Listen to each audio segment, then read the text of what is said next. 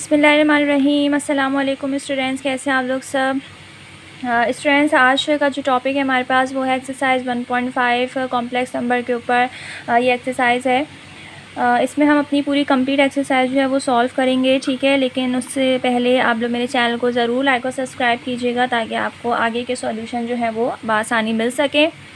Students, कल हमने complex number के बारे में पढ़ा था कि कॉम्प्लेक्स नंबर क्या होते हैं, किस तरीके से जो है वो कॉम्प्लेक्स नंबर को सॉल्व किया जाता है। क्या आयोटा जो उसमें हमने पढ़ा था इमेजनरी नंबर की जो है वो क्या वैल्यू होती है, ये सब हमने कल डिस्कस किया था। अगर आप लोग नहीं देखा होगा तो मैं डिस्क्रिप्शन में उसका लिंक दे दूँगी, तो आप लोग वहाँ से पहले आयोटा को, कॉम्प्लेक्स नंबर को पढ़िएगा, समझिएगा, फिर हम अपनी आगे ही एक्सरसाइज 1.5 जो है वो सॉल्व करेंगे, ठीक है।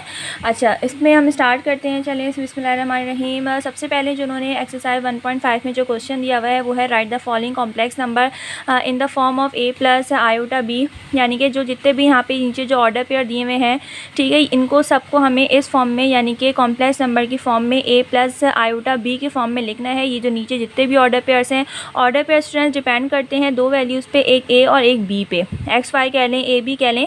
तो जो दो नंबर इसे क्वेश्चन में 1 आपका 1 और 2 लिखा हुआ है, तो इट मीन्स ये दो नंबर a और b पे डिपेंड कर रहा है। लेकिन जब हम इसको कॉम्प्लेक्स नंबर में करेंगे तो हमारे पास जो a है वो a के साथ जो है i और b, यानी कि a जो है वो रियल पार्ट और b जो है वो एक इमेजनरी पार्ट में हमें लिखना होगा, ठीक है। यहाँ देख लीजिए, ये सारे क्वेश्चन हैं, मैंने पहले यहाँ पे क्वेश्चन लिख लिए हैं, ठीक है। बहुत इजी, बहुत सिंपल सा क्वेश्चन है। हमें बस जस्ट ये करना है कि इसको कॉम्प्लेक्स नंबर में यानी कि 1 प्लस 2 और आयोटा में लिखना है, ठीक है। इस तरीके से हमें लिखना है 2 प्लस 2i और 0 प्लस 4i। 0 की तो कोई वैल्यू नहीं होती, तो आप सिंपली 4i भी लिख सकते हैं, ठीक है। -1 प्लस 1i और -2 प्लस 0i, तो इसको आप सिर्फ -2 भी लिख सकते हैं क्योंकि 0 की कोई वैल्यू नहीं होती।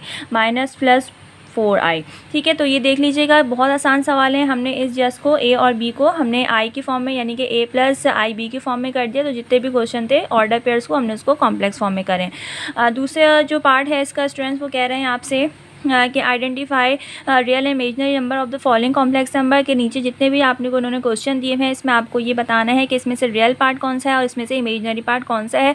बहुत आसान है। जिसमें आयोटा आपको नज़र आ रहा होगा वो इमेजनरी पार्ट है और जो सिंपली ए है यानी कि वो रियल पार्ट है। हम इसमें से कर लेते हैं। हम यहाँ पे क्वेश्चन लिखे हुए हैं, तो आपको ये बताना है जैसे कि a प्लस 2i, तो यहाँ पे जो 1 है वो एक रियल है और जो 2i है ये एक इमेज है, इमेजनरी, ओके। यहाँ पे 9 प्लस 4i, तो 4 जो है वो एक रियल है और 9i जो है वो एक इमेजनरी है।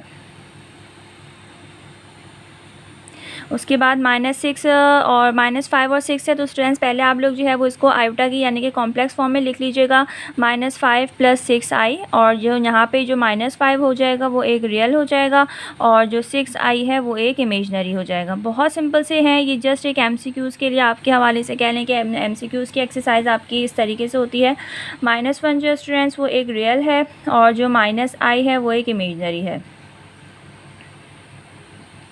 ठीक है। यहाँ पे देख लीजिएगा -3/4 जो है वो एक रियल है और ये माइनस माइनस प्लस हो जाएगा, तो आप इसको खाली 4/5i भी लिख सकते हैं। तो ये जो है वो एक इमेजनरी है,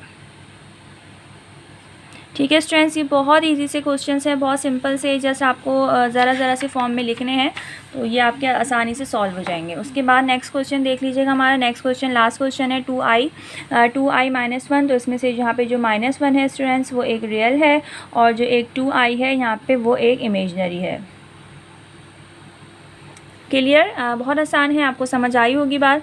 अच्छा, आगे बढ़ते हैं। आगे वो आपसे कह रहे हैं कि find conjugate of the following complex number के जो कॉन्जुगेट है आपको यहाँ पे इसका निकालना है। कॉम्प्लेक्स नंबर का कॉन्जुगेट स्टूडेंट बेसिकली कहते हैं हम बार को, कि जब हम बार लगा लेते हैं इन कॉम्प्लेक्स नंबर के ऊपर, तो उसको जस्ट हम जब बार हटाएंगे तो बार हटाने से सिर्फ इसमें जो सेंटर की साइन है यानी कि जो इमेजनरी पार्ट के साथ जो आपकी साइन डली हुई है सिर्फ वो चेंज होगी, रियल नंबर की साइन चेंज नहीं होगी, ठीक है। आई रिपीट, कॉन्जुगेट का मतलब ये होता है कि हम सेंटर की साइन चेंज करते हैं और ज़्यादातर जो इस तरफ है वो एक इमेजनरी नंबर लिखा हुआ होता है। तो इस तरह आप याद रखें कि इमेजनरी नंबर की साइन हमें चेंज करनी है, हमें रियल नंबर की साइन को चेंज नहीं करना है, ठीक है। तो यहाँ पे भी मैंने क्वेश्चन जो है वो आपके लिखे हुए हैं सारे, आप देख सकते हैं पहला क्वेश्चन है आपके पास 3+2i। तो सबसे पहले हम इस पे बार लगा देते हैं। 3+2i, ये जो बार है ये कॉन्जुगेट की साइन भी कहलाती है और ये बार भी कहलाता है। जब हम बार हटाएंगे तो ये क्या हो जाएगा, 3 - 2i। बस आपको जस्ट इतना करना है। 0 - 7, तो सबसे पहले हम इसको आयोटा की फॉर्म में लिख लेते हैं।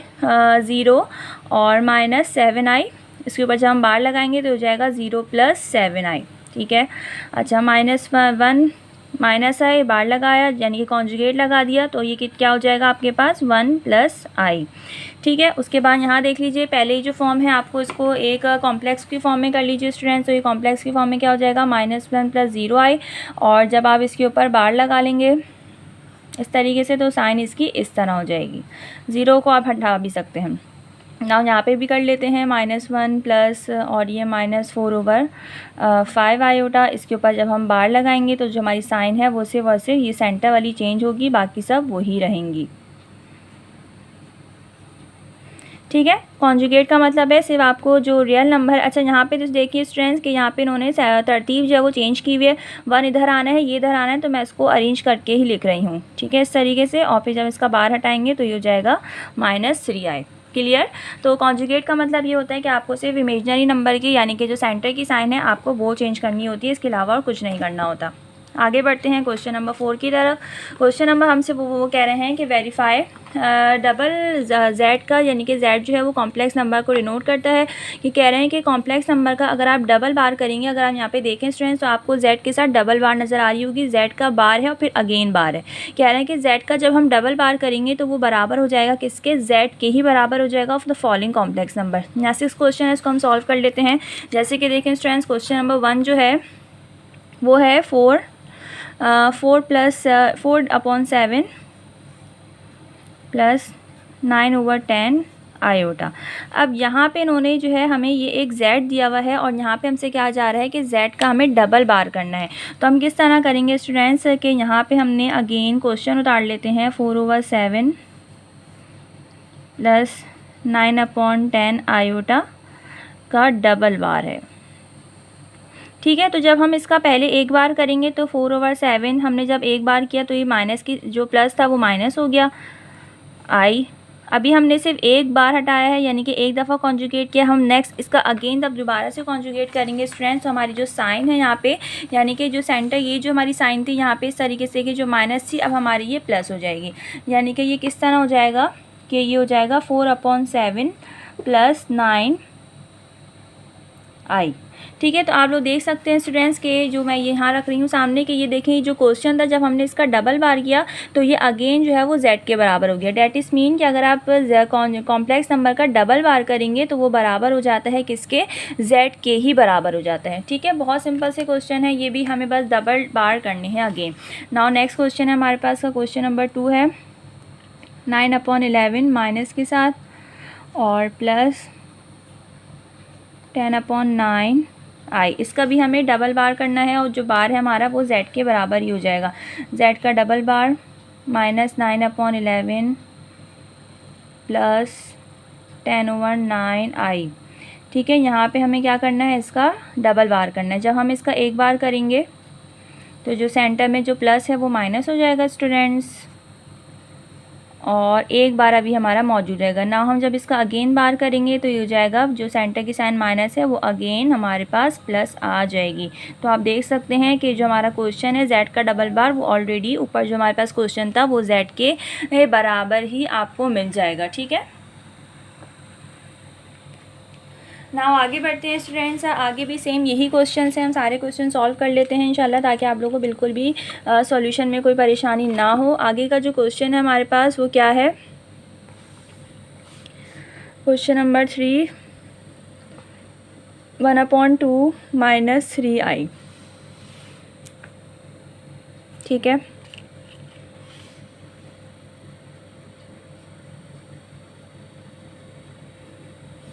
डबल बार लगा लिया, 1/2 + 3i एक दफ़ा बार हो गया, और जब हम इसका अगेन से कॉन्जुगेट करेंगे तो ये आपके पास अगेन डबल बार जो है वो z के बराबर आ जाएगा। ठीक है। समझ आ रही है बात। नेक्स्ट क्वेश्चन है हमारे पास 2 + 3i।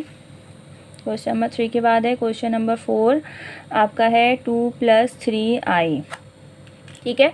तो 2 + 3i यानी कि z का डबल बार आपको करना है 2 + 3i, z2 - 3i, ये एक हो गया। और फिर अगेन z का डबल बार 2 + 3i हो जाएगा, यानी कि ये आपका फिर से यही बन गया। ओके, उसके बाद क्वेश्चन नंबर 5 है -2 - 3 और ब्रैकेट में देख लीजिए -10/9i।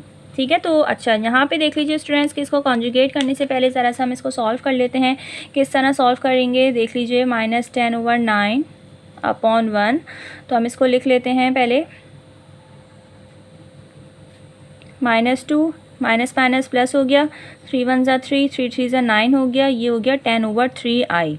ठीक है स्टूडेंट, समझ आ रही बात। नाउ इसका आप डबल कॉन्जुगेट कर लीजिए,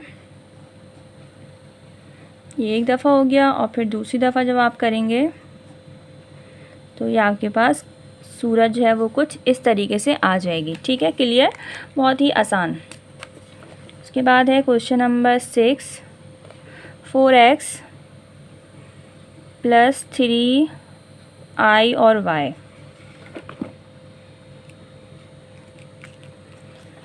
ओके, z का डबल बार 4x + 3iy, डबल बार कर लीजिए 4x - 3iy, एक बार हो गया। और दोबारा जब हटाएंगे तो ये आपके जो z के डबल बार थे, हमने यहाँ पे सारे प्रूफ कर लिए कि जितने भी z का जो डबल बार होता है वो z के ही बराबर होता है। ठीक है, इसके आगे क्वेश्चन नंबर 5 है हमारे पास, find the value of x and y। तो अब हम वो सॉल्व कर लेते हैं।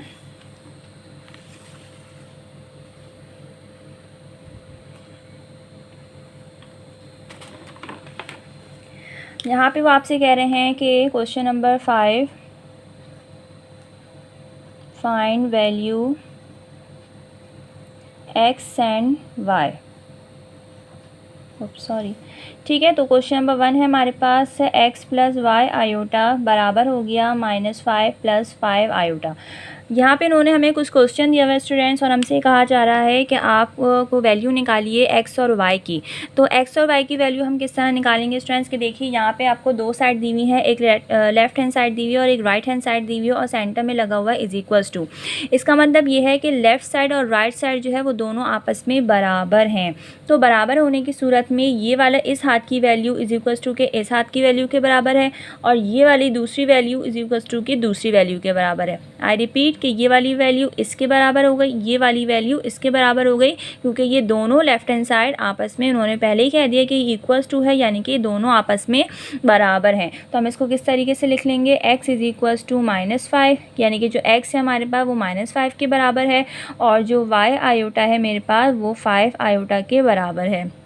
ठीक है, फिर ये वाली देखिए, ये वैल्यू तो हमारी खुद ब खुद ही निकल आई कि x =−y। y की वैल्यू देख लीजिए, y = 5 के दोनों तरफ i है, तो दोनों i एक दूसरे से कैंसिल हो जाएंगे, और 5 y की वैल्यू आपके पास कितनी आ जाएगी, 5 आ जाएगी। ठीक है, सिंपल सा क्वेश्चन है। क्वेश्चन नंबर 2 देख लेते हैं।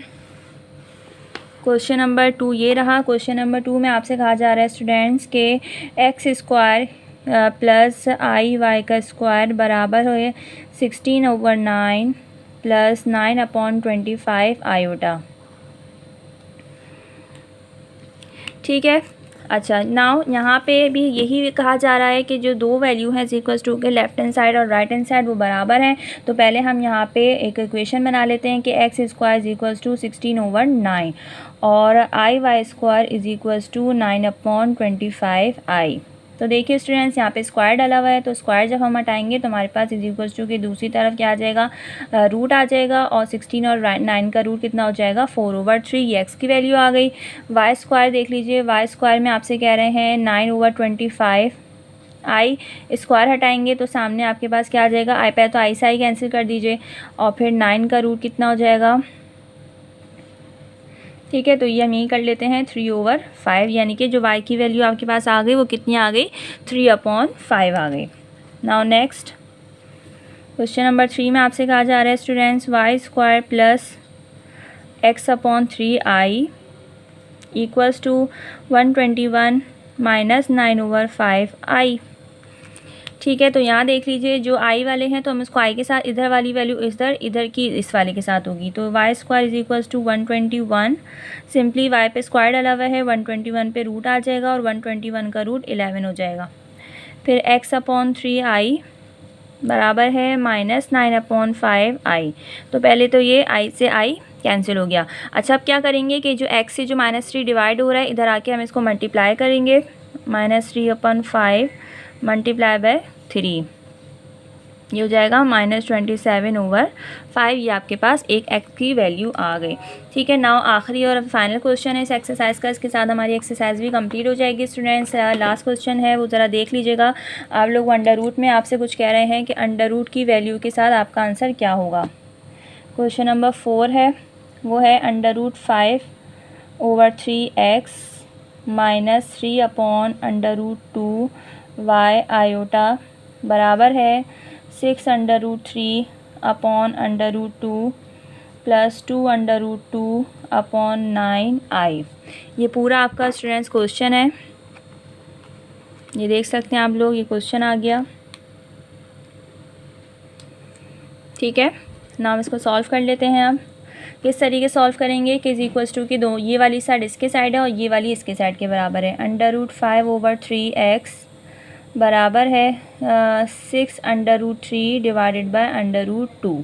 ठीक है, तो यहाँ पे हम रेसिप्रोकल कर लेंगे क्योंकि जो x है ये 3 इससे डिवाइड हो रहा है और जो √5 है मल्टीप्लाई हो रहा है। तो जब ये दोनों = के इस तरफ आएंगे तो ये रेसिप्रोकल भी हो जाएंगे और हम ये भी कह सकते हैं कि जो 3 डिवाइड हो रहा है तो उधर आके मल्टीप्लाई हो जाएगा।